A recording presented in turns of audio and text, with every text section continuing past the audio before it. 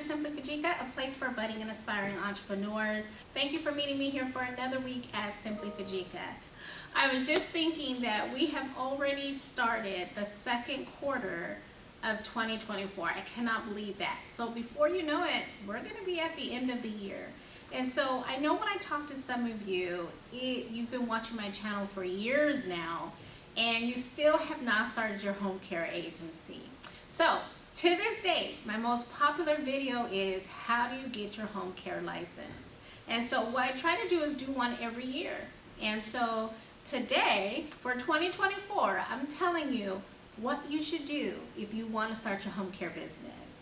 So if that's what you're interested in, and I hope you are, then stay tuned. The first tip that I have for you today is you definitely want to decide that this is a business you want to go into.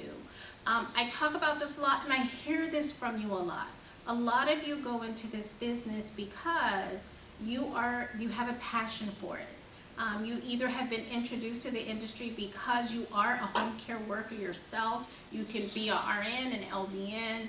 Some of you have worked for home care agencies and you're thinking, hey, I would like to own my own. So that's half the battle. I always say that because for this type of business, you don't go into it for another reason outside of you having a passion for people. With that being said, the passion is half the battle. The other side of that is you have to understand that this is a true business that you're working. You are now the boss. It all comes down on you. So it has to be a marriage between the two, the passion and the operations that will make you successful. So you don't want to come into this half-stepping. You don't want to come into this thinking, I don't know what else I should do. I'm already so good at this, I might as well try. No. You want to make sure that you at least have that passion, because when the business gets tough, your passion will carry you through. So the first step that I have for you is decide that this is something that you want to do. Once you make that decision that this is something that you want to do, then my second tip for you is to do your research. And if you have already made up your mind and as you're doing your research, this is a perfect time for you to do a business plan. So I'm going to marry those two together.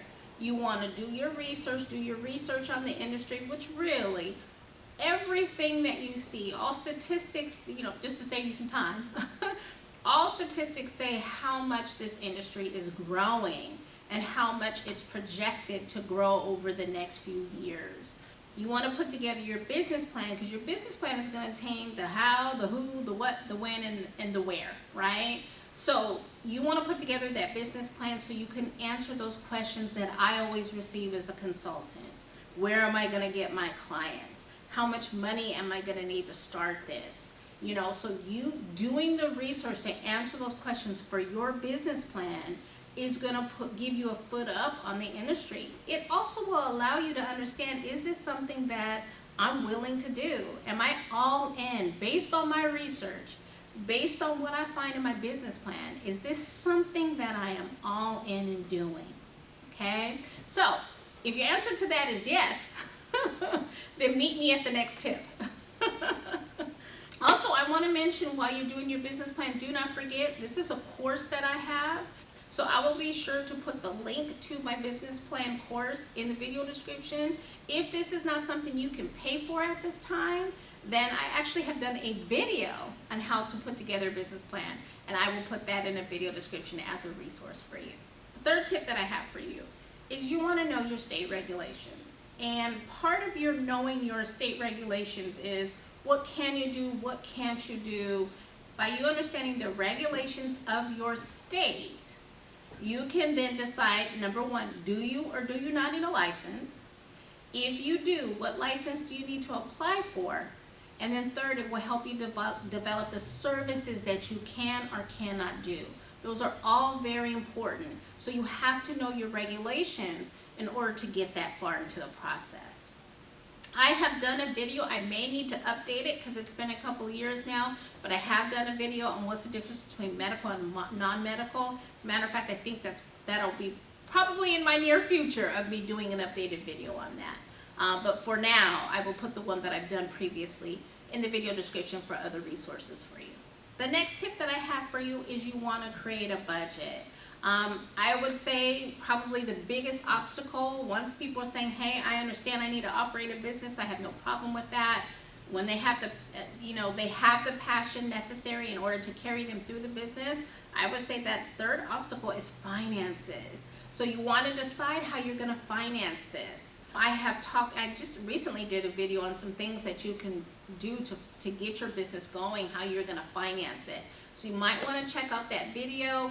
But I would say you want to put yourself on some type of budget, or watch that video that I've done to see how are you going to finance this, okay? But you don't want to go into it, pay for all of these things, and really not have the money to get you through the process. So you want to understand what those finances are and how you're getting them.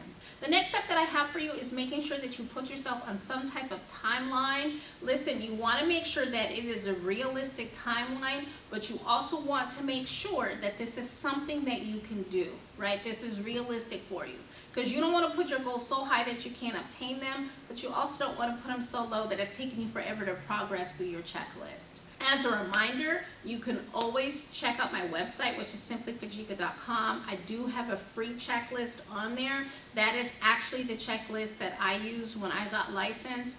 That is a free resource to you. So I would say go there to check that out, so that way you can match that up to the tasks that are needed for you and your state. The next tip that I have for you, as you're starting your business and your licensing requirements, now you want to start to actually standing up your business. So what will you name your business, right? Now you want to actually come up with what that name will be. Whoever you actually structure your organization through, I know I use LegalZoom. Part of that process is them advising you if your name is actually available.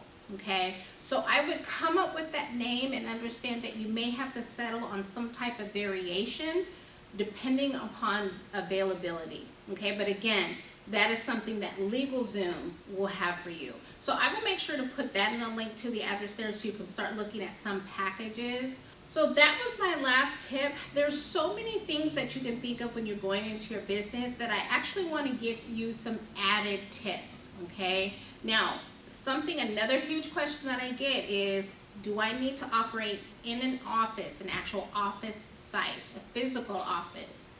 Again, that's going to depend on your state regulation. So you want to make sure you understand, what does your state say in terms of whether or not you need to have an office? And then the second part, once you understand that regulation, the second part is your preference. I do know some of my clients have told me, hey, I really want to separate my personal life from my business life.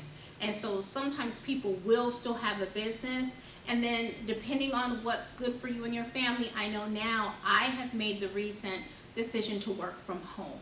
So it just depends on you, it depends on your flow and how you're going to set up your business after you understand what your state regulation says, okay? Something else that I want to recommend that you talk about is building a website. Now, I am not of the opinion that you have to spend thousands of dollars for a website. Every website that I have ever owned, I have created myself. So some of you, and listen, I don't begrudge anyone, some of you would prefer to task that on to someone else. That is fine. Whether or not you do it yourself or if you have someone else do it, you want to understand, what do you need for your website? Okay, at the very minimum, it should have a way to contact you and a way to schedule you for your services. There should also be an about you and about your services portion of your website. They're coming there to get to know you. So you want to make sure there's a way to get to know you and for you to highlight your services. How can they schedule a meeting with you, and how can they contact you? To me, those are the basics, right? After that, those are things that you would like to have, okay? The other thing that I want to talk about is a business phone. Now, I tell my clients all the time, I made the mistake. I didn't want to have 2-3 different types of phones. I had one phone and I'm paying for it. Everybody that's associated with my businesses, my children's school, you know, anyone who has access to me calls me through one line, and that was a mistake that I made. So you really want to just have a way to separate who's calling you personally from who's calling you business-wise, right? Who's calling you professionally. So you want to look into, I know that Google has Google Lines for you. If you have an office network that you're actually going to sign up to, that usually includes a telephone number. Even if you are now virtual, if you have a virtual office network, that should also include a business line. So you really want to make sure that you have some separation into your personal life. And then last but not least, you've heard me say this in a lot of my videos, is you want to start creating that brand awareness. Now, I will caution you here because there's a thin line between operating and building awareness. You want to make sure by no means that you're operating and you do not yet have a license. However, you can start branding your agency online in terms of who you are. You know, you can keep your audience as you build it updated with when you're opening and all of those types of things. And you can make it fun and bring your audience along with you as you go through your home care agency journey.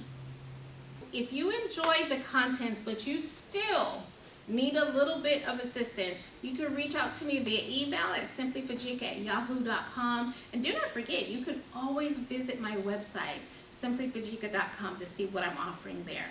Okay, so that was my last tip I have for you. I truly hope you enjoyed this video. I enjoyed presenting it to you because I know this is conversations I have several times a week now, is, listen, I really want to get started. What should I be doing?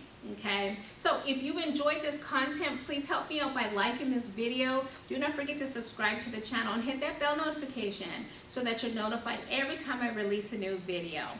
Okay, that's all I have for you all today. Stay blessed.